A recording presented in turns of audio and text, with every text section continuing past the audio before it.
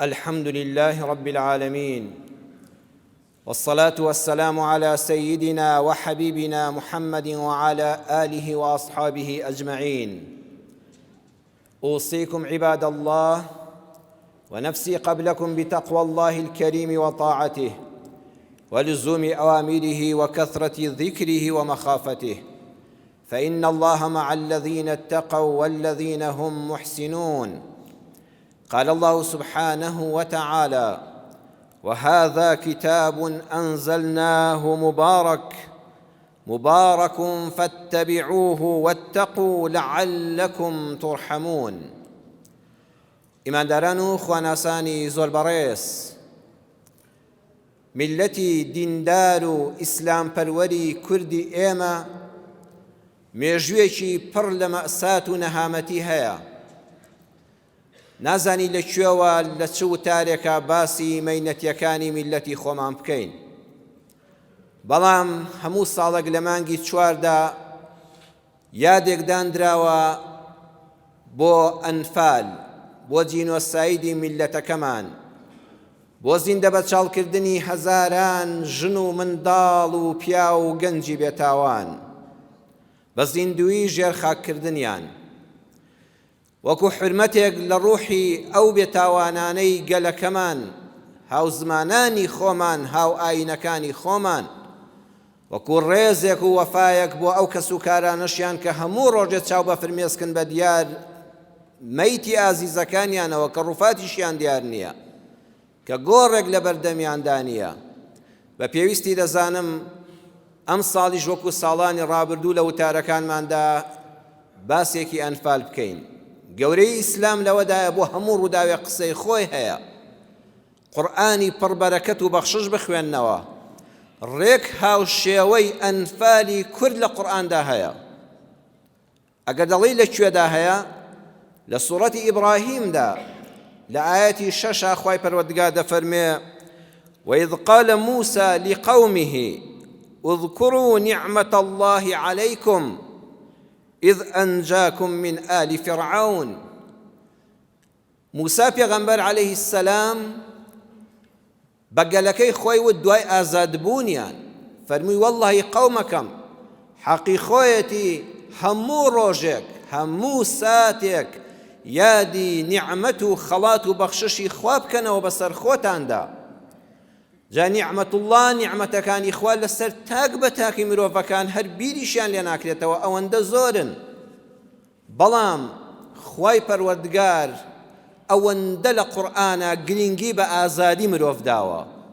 بڕواتان هەبێ پانتاییەکی گەورەی ئەم قورئانە باسی ئەوەیە مرۆڤ کۆیلە نەبێ و ئازاد بێ، باسی ڕووخانی ڕژێمە دیکتاتۆر و زاڵمەکانە. دەفەرمێت لە هەموو نیعمەتێک گەورەتر لە دوای دین و ئیمان ئازادیە. بۆی یەکسەر لە ناو هەموو ئەو خەڵات و بەخششانەی کە خوای گەورە بە بەنو ئیسرائیلی بەخشی بوون، موسا فەرمووی عەلەیهی السەلام: وەڵڵاهی حەق وایە قەومەکەم، گەلەکەم، هاو زمانان و هاو دینەکانم هەمیشە یادی خوا بکەنەوە و شکرانە بژێری بن. ئیذ ئەنجاکم من ئالی فرعون، کاتێک کە ئێوەی ڕزگار کرد لە دار و دەستەکەی فرعون. جا سەیری وردەکانی قورئان کەن، نافەرمێ ئیذ ئەنجاکم من فرعون، دەفەرمێ ئالی فرعون. قورئان هەموو وشەیەکی مانای تایبەتی خۆی هەیە.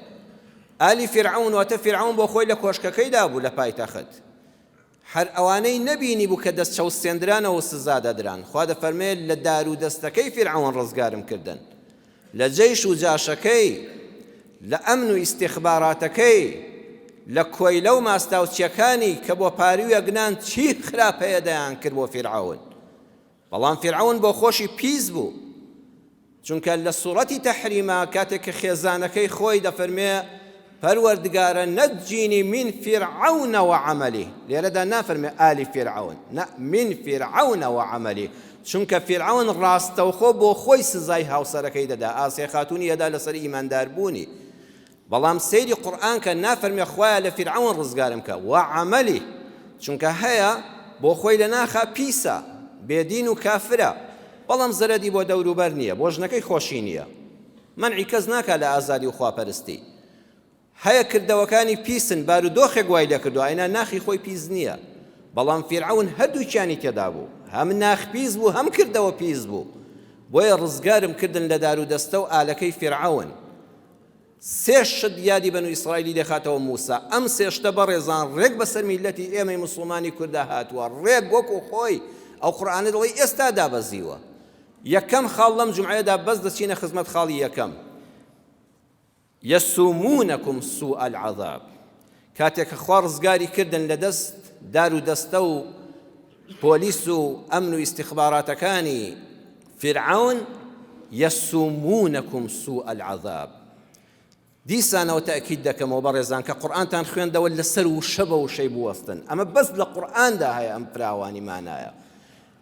یەسومونەکم بەمانای ئەوەیە چۆن کابرایەکی مەڕدار، هەمومان کوڕی لادین لەوە چێشوانیمان کردبێ و مەڕووماڵاتمان هەبوو بێ، یان بابوو باپیرانی جەنابتان بەبیریان دێ بۆتان باس کراوە.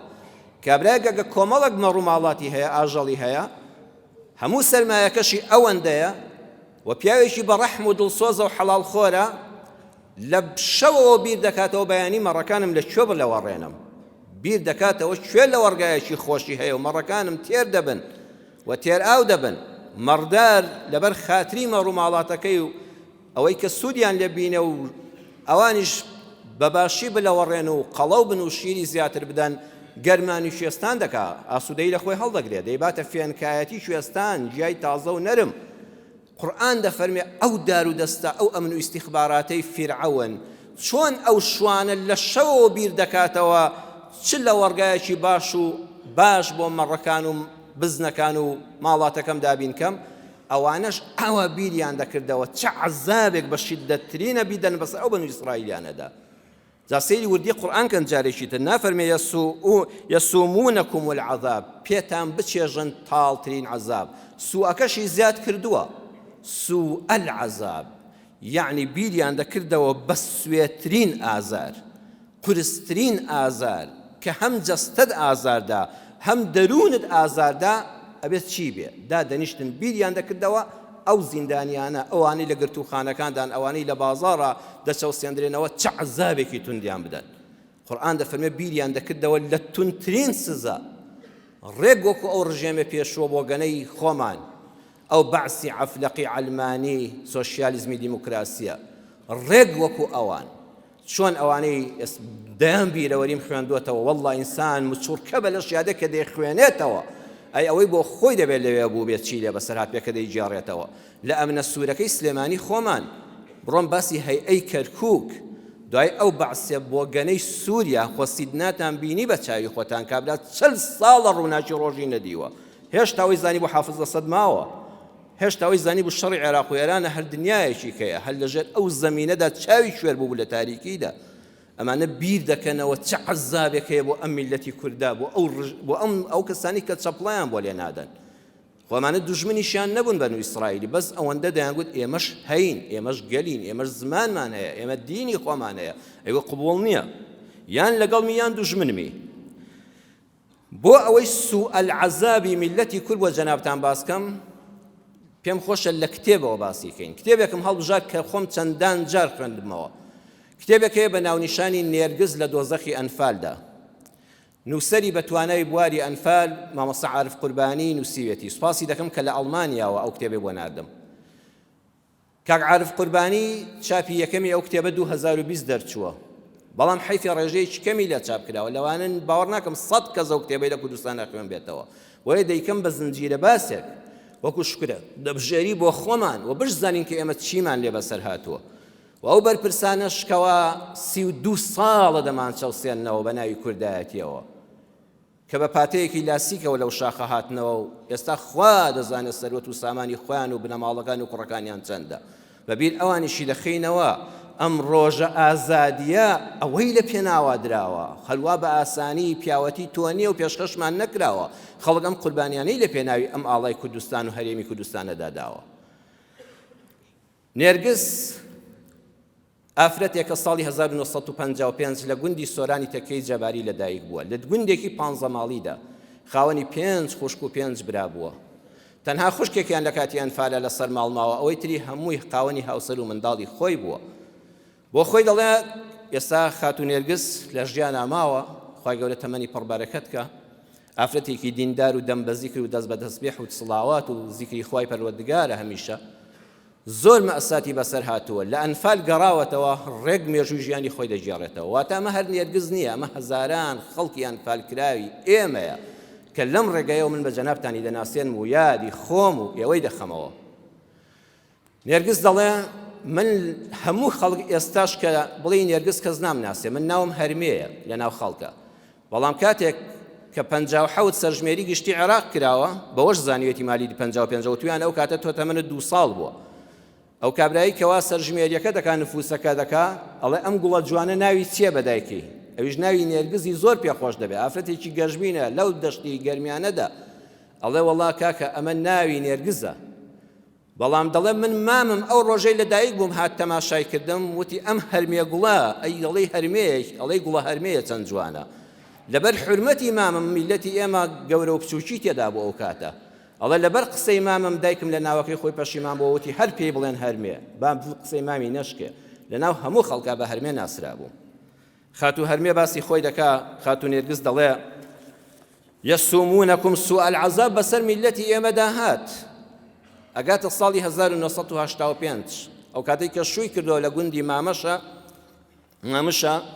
ئەڵێ لەو کاتەدا ساڵی 1985 ڕۆژانە گەنجەکانی ئێمە کە بەشداری عەسکەریان نەکرد بوو فیراریان کردبوو یان نەچوو بوونە خزمەتی سەربازیەکی ناڕەوا بۆ بە کوژدانێکی ناحەق لە جەنگی عێراق و ئێرانە بەیانیان زوو ڕایان دەکردە دەشت و دەر شەو دەهاتنەوە چونکە زۆربەی ڕۆژ جەیش و جاش دەهات و تەفتیشی مەنتیقەکەی دەکرد ڕۆژێک کوڕێکی گەنجی خەڵکی کەرکووک گەنجێکی جوانی باڵابەرزی قۆزی خوێندەوار کە نەویست بوو بە ناحەق خوێنی بڕژێ ناوی عەلی محەدین بوو خەڵکی شاری کەرکووک بوو هاتووە ئەو گوندە وەلای ماڵە خزمێکیان فریانەکەوت ڕاکە مدەڕعە و دەبابەت چوادەوری دەیەکەی گرت لە تاوی ڕوحی خۆی ڕای کردە گەنم دوورابەوە لای ڕای کردە ناو خەرمانێکی گەنمەوە کە دانراوە مەڵۆکانی لەسەر یەکەن ناقیلەکان بە شوێنی کەوتن و هێنایانە دەرەوە کابرای ئەفسەر بە قەمەکەی قەدی ئەو قەمە چێردە چەقۆ گەورەی هێنا و هەردوو گوێی بڕی دواتر هێنایەوە ناو ئاوەدانی دەڵێ من هەرگیز لەبیرم ناچێتەوە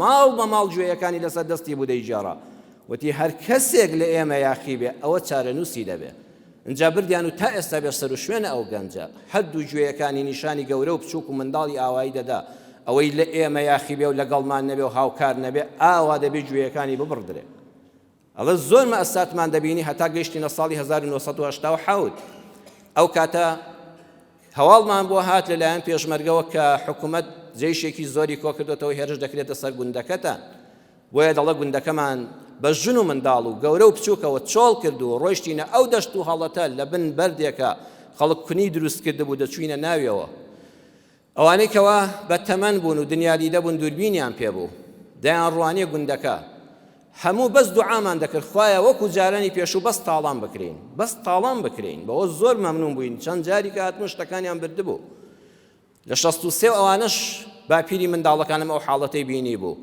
بەڵام وەختێکمان زانی لە دەوری نیوەڕۆدا دوو کەڵ بەرز بووەوە وتیان وەڵڵا نەک تاڵان کراین دەیەکەشیان سووتاندین دەوری عەسر هاتینەوە وەکو ئەو دێی بەیانی بە ئاوەدانی بەجێمان هێشتبوو ئەوە نەبێت دەگوت 100 ساڵە ئاوەدانی تێدا نییە ئەوەی کەلوپەلێکی بەنرخ بوو بە کەڵکیان هاتبوو هەموویان تاڵان کرد بوو جێیش و جاشەکە ئەوەی تریشی شۆفڵ هەمووی ڕوخاندبوو ئەوەی کە مابووش تێزابی بەسەرا کرد بوو هەمووی سووتاندبوو ئەو هەموو ژن و منداڵە 7 ماڵی ئەو گوندە خێزانەکانیش زۆر بوون منداڵی زۆرمان هەبوو بەس جلی بەرمان لەگەڵ خۆمان نابردبوو یان پارەیەک کە لە باخەڵمان نابوو هاتینەوە سەیری ئەو خانوانەمان دەکرد خانوویەک بە بلۆگ نەکرابوو مقاول بۆی نەکردبووین لە سیتێک و شوقەیەکان نەکڕدرابوو بەخوا هەموو خۆڵی ئەو دەشتە بەدەست کۆکرابەوە حەفارە و شۆفڵیش نەبوو هەموویمان بۆ خۆمان شێلاو کردبوو بە قڕ هەموومان کردبوو بە خشت وشکمان کردبووەوە زۆر بە زەحمەت تا دوو هۆدەیان هۆدە و حیوانێکت دروست دەکرد ئەوەی ئێمە بە خانوویەکی چەند ساڵەمان دروست کرد بوو شۆفڵ لە چەند دەقەیەکا ڕووخاندی چ زەحمەتێک بوو کە سەیری خانووەکەمان دەکرد جاران دەمەگوت بەس خانووەکەمان بمایە ئێستا خانووەکەشمان نەماوە زاد و زەخیرەمان وەڵڵاهی دەڵێ شەکر و چاکەی لێ دەرچێ ئەوەی تری هەمووی بەرهەمی دەستی خۆمان بوو لە ئاردی کەنووەکەوە هەروەها لە تەندورەکەوە کە نانمان پێدەکرد لە ڕۆنێکەوە هەمیشە هیزەیەک ڕۆنی ساڵی کۆنم ماوە ئەوەندەمان مەشکە و ڕۆنی خۆماڵی کردبوو. هەروەها لە میوەی وشک کراوە تا دەگاتە ساوەر و نیسک و نۆک و مەرەزە و چەڵتووک و برنجی خۆمان. تەنها شەکر و چامان لە شارەوە دەهاێنا، ئەوەی تری هەمووی ڕەنجی ساڵەکەی خۆمان بوو. زۆر بە زەحمەت کۆمان کردبەوە، زۆر دڵمان پێی خۆش بووە ساڵە بیخۆین. ڕاخەری ماڵمان هیچی بەپارە نەکڕدرا بوو، هەمووی بەرهەمی دەستی ئافرەتەکانی گوندەکە بوو. لە پشتی و سەرینەکەوە تا دۆشەک و لێفەکە تاوەکو لبادەکە تا بەڕە و بەرماڵی نوێشکردنەکەمان وەڵڵاهی هەمووی دەستکردی خۆمان بوو. کەمەڕەکانمان دەبڕیەوە کە پەمۆمان دەکرد و دەمانهێنایەوە. بە چەند ساڵ ئەمجا ئەم ماڵەمان دروست کرد بوو، زۆر بە زەحمەت بوو بووینە ماڵ. ئەو پەلەوەرانەی کە جار هەبوو دڵمان نەدەها لە بەرجوانی خۆمان بیخۆین، ئەو هەموو پەلەوەرە تاڵان کرا بوو، هیچی لێ نەمابەوە. هەروەها جلو بەرگێک کە دڵمان پێی خۆش بوو، دڵمان نەهاتبوو، دامان نابوو بۆ شاییەک، بۆ سەردانێک، بۆ جەژنێک، بۆ جومعەیەک، ئەوانە هەمووی تاڵان کرا. ئەو جلە شڕەی کە پێوەوە ڕامان کرد بوو، بەس ئەومان لەبەرداما بوو. هەموو ئەو خەڵکە بە دیار ماڵەکەی خۆیەوە دەگریا، بە ژن و بە پیاوەوە، بە منداڵەوە، بە ئافرەتەوە، بە دیار کەیلی خانوەکانمانەوە دەگریاین، ڕەنج بە خەسار و بێدەسەڵات. زۆر ناڕەحەتترین حاڵت ئەوەیە تۆ ماڵت کاول بکرێ و هیچ دەسەڵاتێکی شن نەبێ.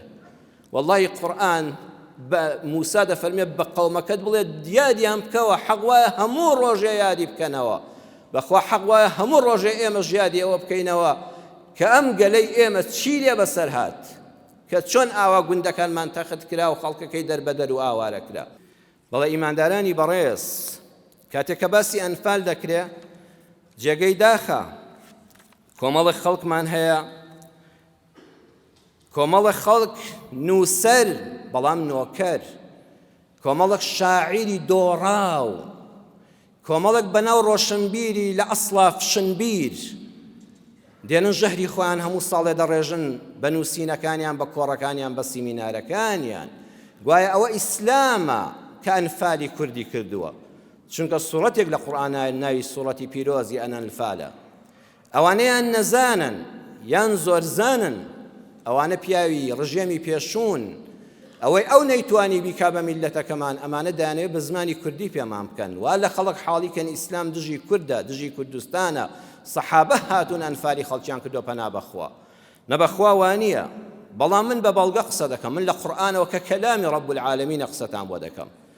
ئیسلام نەک ڕێگا بەوە نادا مرۆڤ بکوژی زیندە بە چاڵیکەی، ئیسلام نەک ڕێگا بەوە نادا خانووەکەم بڕوخێنی بەسەر کەسا، ئیسلام ڕێگە بەوە نادا شێوانی ماڵ بکەی. شێوانی ماڵی قبوڵ نییە، شێواندنی ماڵ، ئارامی ماڵ، نەک ڕوخاندنی ماڵ. بەڵگەمان قورئانی پڕبەرەکەت و بەخششە لە سوڕەتی ئەننەحل ئاەتی 80 خوا دەفەرمێ والله جعل لكم من بيوتكم سكنا. الله سبحانه وتعالى بۆ خۆی ماڵی جێڕاوە بە مای ئارامی. خوا دەفەرمێ هەموو مرۆڤێک، باوەڕتان هەبێت من بۆ موسڵمان نییە، هەموو مرۆڤێک هەر ئاینێکی هەیە، هەر بیر و باوەڕێکی هەیە، هەر بیرکردنەوەیەکی هەیە کە ماڵی هەبوو، منداڵ و خێزانی تێیدا ژیا، ئەبێت لە ناو ماڵی خۆیدا سەکەنن، ئارام بێ، دڵنیا بێ، نابێ پەشەی بخێ ناو ماڵی کەسەوە. هەر کەسێک ماڵ لە هەر کەسێ بشێوێنێ، ژن و مێردێک لە یەککە، دوو دەستگیران لە یەککە، وەڵڵاهی ئەوە شەیطانە، دوژمنی کاری خوایە، چونکە خوا ئارامی ماڵەکانی دەوێت. ئەو قورئانە پڕبەرەکەتەی کە بە ئێمەی ئیماندار دەفەرمێت زینا نەکەی، نزیکی نەکەویتەوە، مرۆڤێک بە ناحەق نەکوژی، لا یەغتەب، غیبەتی خەڵک مەکە، لا تأكلوا أموالكم، ماڵی یەکتر بە ناحەق و بە ناڕەوا مەخۆن، دزی لە یەک مەکەن، غەژ مەکەن، دەستی یەک مەبڕن. بنص قرآن لسورة النور دا لآياتي 27 دفرمي لا تدخلوا بيوتا غير بيوتكم حتى تستأنسوا وتسلموا على أهلها.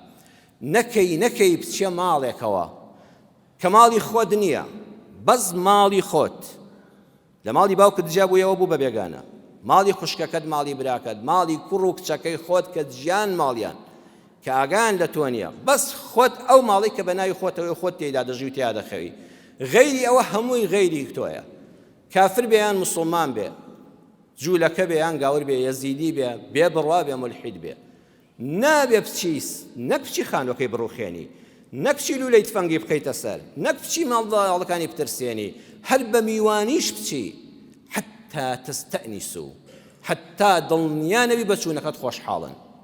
سەیری وردی قورئان کە نافەرمێ حتا تەستەئذینوا، حتا ئیزن دەخوازن تا لە دەرگا دەدەن تا دڵان فەرموو، ناناوانیە. ئیستئذان جیاوازە لەگەڵ ئیستئناس. ئیستئذان ئەوەیە تەلەفۆنی بۆ بکەی لە جەڕەسەکە بدەی لە قاپەکە بدەی بە نابەدڵی بڵێ وەرە ژوورەوە، ئەوە نابێ. حتا تەستەئنیسوا، ئەمە دەرسی ژیانە ئەمڕۆ لەم جومعەیە فێری دەبین. چوویتە هەر میوانێک سەردانی هەر ماڵێکت کرد دەبێت لە دڵەوە یەقینی 100% دەبێ بە چوونەکەت خۆشحاڵە، هۆگرت دەبێ، وەڵڵی کە ڕۆیشتی دڵ ناڕەحەت دەبێ بۆت دەگریا، تەکلیفت لێ دەکات زیاتر بمێنیەوە، ئەوەندە بە چوونەکەت خۆشحاڵە. هەر میوانداریەک ببی بەمایی نیگەرانی بۆ کەسێک، ببی بەمایی بارگرانی، بەخوا خەڵک مریشکی بە قەرز هێناوە داماوە تەنیەتی، ببی بە نیگەرانی، ببی بە بارگرانی، ببی بەمایی پشێوی ماڵی. وەڵڵی کابرا سەخی تەبیعەتە، سوبحان الله، ژنەکەی حەز بە میوان ناکە، کە تۆ دەچی میوانی دەبی دوای ئاژاوێک دەخەوێتە بینی ئەو ژن و مێردەوە، مادام دەزانی حاڵەکە وایە کاکە مەچۆ. ئێستا خەڵک هەیە منداڵی هەیە، پۆلی 12 هەیە، تەلەبەی زانکۆی هەیە، تەلەبەی بنەڕەتی هەیە، بە تایبەت کاتی ئیمتیحانەکان تاقیکردنەوەکان ئەو منداڵە پێویستی بە کۆششکردن هەیە. نابێ من جەنابت بچین هەتا 12 شەو لەم سەری دنیا بۆ ئەو سەری دنیا غەیبەت نامێنێ ئەمجا باسی سیاسەت، ئەو منداڵە بەیانی مێشکی نازانێت چی سەعی کردووە. دایک و باوکیش دەتاوانە ناڕەحەتن، ئەبێ مڕاعاتی کاتەکان بکەی. هەیە نەخۆشی هەیە وەڵڵی نازانێت نیو سەعات چۆن لەگەڵ تا دانیشێ، پێویستی بە ڕاکشانە، پێویستی بە چوونە سەر ئاوە دوو لە ڕووتان، پێویستی بە ئیستراحەتە، ئەبێ یەقینت هەبێ دەبی بە ڕەحمەت بۆ ئەو ماڵە نابی بە زەحمەت. ئەگەر وا نەبوو میوانداریەکەت حرامە، توخوا ئیسلامێک ئەوەی تێدا بێ، ڕێگە بەوە دەدا خانووی خەڵک بڕوخێنی، ڕێگە بەوە دەدا ژن و منداڵی ئەنفالکەی بیخەیە ژێر خاکەوە، نەبەخوا. ئەم سیستەم و نیزامە بەس لە ئیسلام و قورئانەکەی خۆماندا هەیە. دوای ئەوە لە ئاەتی 28 دەفەرمێ وئین قیل لەکم ارجعوا فارجعوا، شارێکت بڕیوە 100 کیلۆمەترت بڕیوە، گەیشتوویە بە دەرگای ماڵێک، تەلەفۆنت کرد لە جەرگەستدا لە دەرگاتدا، وتت هاتووم میوانی ئێوە بم. خاوەن ماڵ خۆی خێزانی منداڵێکی هاتە دەرەوە، وتی والله داوای لێبوردن لێ دەکەم کاتی میوانداریمان نییە. قورئان دەفەرمێ فارجعوا، یەکسەر دەبێ بگەڕێیتەوە، سەیری وشەی فاکە، نافەرمێ ثم ارجعوا، مافی ئەوەت نییە لێ کۆڵینەوە بکەی. وڵێ قوربان جا بۆ میوانی ترتان هەیە، مەوعیدی ترت هەیە، نەخۆشتان هەیە، وەڵڵاهی وام لە تۆڕانە دەبینی، وەم زانی زۆر خۆشحاڵی بەهاتنم، مافی ئەو قسانەشت پێ ڕەوا نابیندرێ. فارجعوا، بڵێ وەڵێ یەخوا ماڵتان ئەوە بێ هەڵی دەگرین بۆ کاتێکی تر، نابێت دڵت گرد بگرێ. والله سبحان الله سيري وردي قرآن كان دفما فإن قيل أجر نافهم إذا قيل لكم ارجعوا، إذا ويا بدلنيا وبسمنو تودهاد، يعني دكلتو تامردن نكس في دولة بقريوا نرود بيا بكس بقريوا. والله احتمالي شيء هيا أجر بيان وتي بقريوا مجالي ميوان داري منيا أبي الزور بدلي شي فلاوانا وبقريوا، صد عذري لدلي خوت أبو بينوا كأمل خوشويستي تويا كذا توني جرى النبي لما علو ميوان داري كذا وناتو أنا باش خدمتك. والله دينك كأميت يدا به قد الرقابة روخاني خاني خلق نادا، قد الرقابة أنفال نادا، دشينوا لايخة نرجس لدوزخي أنفال دا كباسم كله وتالية كما أو خلقي كعسرو نماليان ماوا نزخيريان ماوا نجلو برقو باريان ماوا نبلوريان ماوا باش ديكي حفتا مالي دبيت شبكة إن شاء الله لقلمان دا بنزنجير باسيكا هەڵی دەگرم بۆ وتاری داهاتوو کاتی خوتبە لەبەر جەنابتان زیاتر درێژ ناکەمەوە. جمعەی داهاتووش بەشدار بن لە ڕێگەی تۆڕە کۆمەڵایەتیەکان گوێ لەم زنجیرە باسی نێرگس دایکێکی ڕزگار بوو لە دۆزەخی ئەنفالدا بگرن. مەینەتیەکان جار بۆ جار زیاد دەکەن، بزان ئەم فیرعەونانی ئەم سەردەمە چیان بەسەر ئەم گەلە موسڵمانە ئێمە هێناوە. یا ڕەبی خوا هەمیشە دەرگای ڕەحمەتی خۆتمان لێ بکەیتەوە. یا ڕەبی خوا ئەنفالەکان بە بەهەشت شاد کەی. یا ڕەبی خوا سەبووری دڵی کەسوکاریان بدەی کە دوای 37 ساڵی شەرچاو بە فرمێسکن پاداشتیان بە بەهەش بدەیتەوە. یا الله سوپاست دەکەین کە ڕزگارت کردوین لەم کوردستانەدا. یا ڕەبی خوایە تووشی ژێر دەستەی نەبینەوە، خوایە ئەم ئازادیەت پێ خەڵات کردوین خۆشمان بە خۆمانی ڕەوا ببینین. یا ڕەبی خوایە لەم ئازادی کوردستانەدا بێدین نەبین، ناشکر نەبین، ڕوو لە تۆ بین، ماڵەکانت هەروە ئاوەدان بن. یا ڕەبی خوایە دینداری لە ناوماندا پەرەبستێنێ زیاتر بێ، لەسەرم ئیسلام و ئیمانە بژین و لەسەری بمرین. یا الله ڕۆژی دوعا قبوڵ بوونە، مسلمانانیشی زۆر داوای دوعای خێریان لەم دەستە بەدەست نوێژانە کردووە. یا ربی خوا بۆ خاتری هەر کەسێک کە دوعای لای تۆ قبوڵە و تۆ خۆت بەندەناسی خوا شیفای هەموو نەخۆشەکانمان بۆ بنێری. یا الله شیفای هەموو نەخۆشەکانمان بۆ بنێری. یا الله یا الله یا شافی. یا ربی خوا هەر کەسێ دڵ بە خەمە دڵخۆشی کەی، هەر کەس کێشەی هەیە خوا موشکیلەکانی بۆ حەل کەی. یا ربی خوا ئەم کوردستانەمان بپارێزی لە هەموو دووبەرەکێکی ناوخۆ، لە هێرشی دەرەکی، لە ژێردەستەیی زاڵمان خۆیان تووشمان نەبێتەوە، لە گرانی و قات و خڕیبمان پارێزی یا ڕەحمە ڕاحمین. یا ربی خوایە چۆن ئێمەت ڕزگار کرد، خوایە گەلانی غەزەی ژێردەستە ئەو ژن و منداڵە خوێن ڕژاوە ناحەق لێکراوە داگیر کراوە. یا ربی خوایە خاک و خەڵکیان ئازاد کەی لە دەست ڕژێمی زایۆنی. خوایە زاڵم هەمووی ڕیسوا بێت لە جیهاندا، خوایە هەموو مەزلومێک وەکو ئێمە بە مافی خۆی بگا. یا ربی خوایە ڕەحم بە حاڵمان بکەی، ئیمانمان سەلامەت کەی. اللهم إنا نسألك إيمانا كاملا ويقينا صادقا وقلبا خاشعا ولسانا ذاكرا وخلقا فاضلا وعلما نافعا ورزقا واسعا وتوبة قبل الموت ومغفرة بعد الموت برحمتك يا أرحم الراحمين. اللهم رحمتك بالأطفال الرضع والشيوخ الركع، اللهم رحمتك بعبادك المستضعفين في أنحاء العالم لا سيما في غزة، اللهم رحمتك بعبادك المستضعفين في جميع أنحاء العالم لا سيما في غزة برحمتك يا أرحم الراحمين. ربنا عليك توكلنا وإليك أنبنا وإليك المصير. سبحان ربك رب العزة عما يصفون وسلام على المرسلين والحمد لله رب العالمين.